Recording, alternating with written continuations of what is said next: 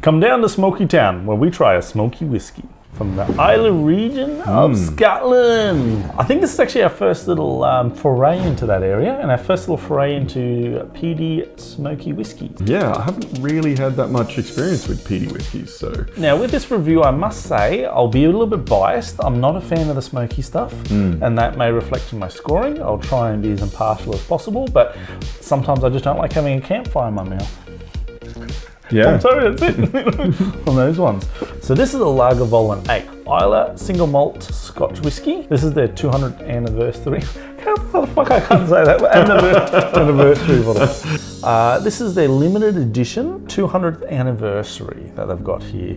It's exceptionally fine. Okay, so for the 200th anniversary, they brought out an 8-year-old? Yeah. Okay. I think it's price and accessibility. They wanted to get to a whole bunch of people. I normally get the Speyside whiskies, and I find a lot of them around the 12 years. There's a couple around the 10, but I haven't had many around the 8-year in Scotland. Yeah, because that colder climate typically age it for longer. But that makes me wonder if that peatiness is so powerful, they don't need to age it as long. I guess we're gonna have to find out. Now, the look of the bottle is all right. Nothing super special or spectacular. Yeah. A bit old-fashioned-y. They do have actually a nice little imprint. I always like when they put the embossing on the glass. Makes it a little extra nice, but yeah, kind of cool. Yeah, 1816 is, I believe, the founding of Lagavulin. Okay. So they've been around for quite some time making those whiskies, so that's pretty cool. I've seen better looking bottles. Yeah, so it's got a little bit of a, what would you say that is, like a green, browny sort of a tinge to and it? the colour's not really doing it for me. Reminds me of like a beer bottle almost. All right, let's crack it open and pour a little dram. Oh, opening's pretty good. Boom. Yeah, typical cork stopper as you would expect. Oh wow, that's a dram. Do you want to just pour? What? I don't know why I poured that much. I wasn't even thinking. I'm like, halfway through, I was like, well, wait a minute. I'm trying to get him pissed before the next review on those ones. Okay, Campfire, that peating straight off the... All right, let me get the notes. Okay, on the nose, tons of kippery peat mixed with a fresh grainy sweetness.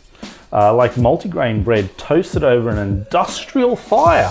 Don't forget the industrial. Not just a regular ass fire, but industrial. Okay, and slathered in clover honey. Notes of briny salt overlay fundamental freshness. Aromas of ripe pear, soft dried apricots, and so on. I mean, I don't know about freshness. It doesn't bring that to mind for me. It's the smokiness just powers everything for me. To the point where it's difficult for me to extract much else out of the whiskey on the nose. Yeah, not as much just straight campfire, but definitely that smokiness there. I can't detect anything else. It's hard to... Yeah, Pears, it's very hard. Toasted, toast, industrial fire. Yeah, toast under an industrial fire, just burnt charcoal. For me, it's almost like a hint of burnt rubber. Okay. Just a hint.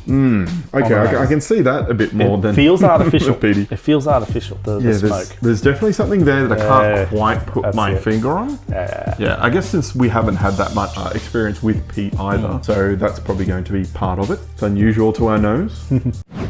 It's very light. Very light. I'm guessing that's because the age. Yeah, 8 years. It hasn't had as much time. The Islay region is a bit cooler, so it probably hasn't had that many warming and coolings to go through to be pushed into the pores of the timber back out again. I don't know if they force heat their warehouses or anything like that. I assume not. They'll probably just leave it to nature to do, and that's probably why it's so light. I'd love for us to try a much older peated whiskey to see the difference between the two, because I feel like if you want a much older peated whiskey, you'd get a lot of those other flavours back in without the peatiness. But I know there's other ones where they have different peat levels and everything, and there's actually peat monster whiskies out there. And oh man, I don't think I could do a peat monster whiskey. So look forward to that episode in the future.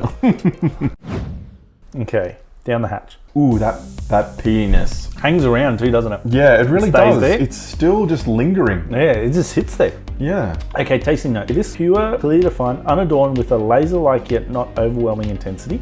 Despite its relatively high proof, it's not particularly hot. Yeah, I'd agree with that. And the balance between smoke and sweetness is hugely inviting. For me, the smokiness is overpowering the sweetness. Yeah, the sweetness is harder to detect there. And it does have quite a bit of bite to it, but it is 48% ABV. Yeah, so and I think that's a challenge for me. I've just never been a fan of smoky stuff. And to be honest, I haven't had much experience with it. This is, I've only had a couple, but yeah, it's just not my cup of tea. And it just sits like, I only had one sip and I can still taste it in my mouth. Yeah, it's still there. Smoky peaty. And then alcohol it's still kind of biting on my tongue even now. It's like I had a cigar and a bit of the tobacco is still sitting on my tongue. And it's kind of just stuck there.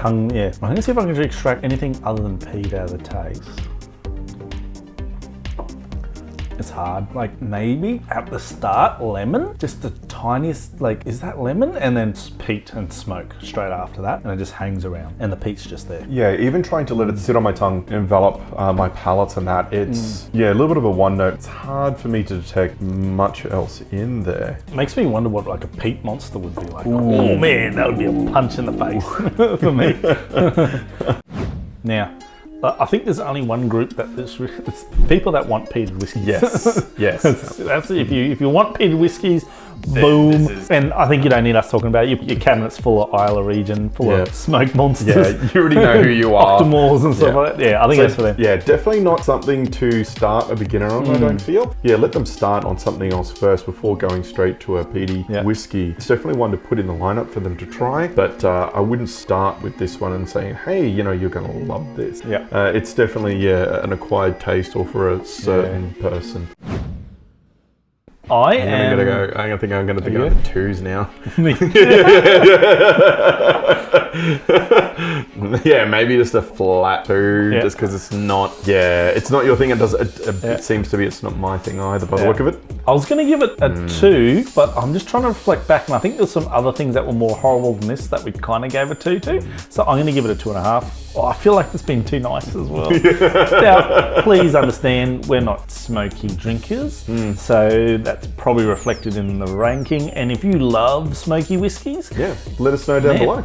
Yeah, send a comment in there, and you'll probably like this one. Yeah. What's your favourite smoked peaty whiskey? Well, is that it, brother?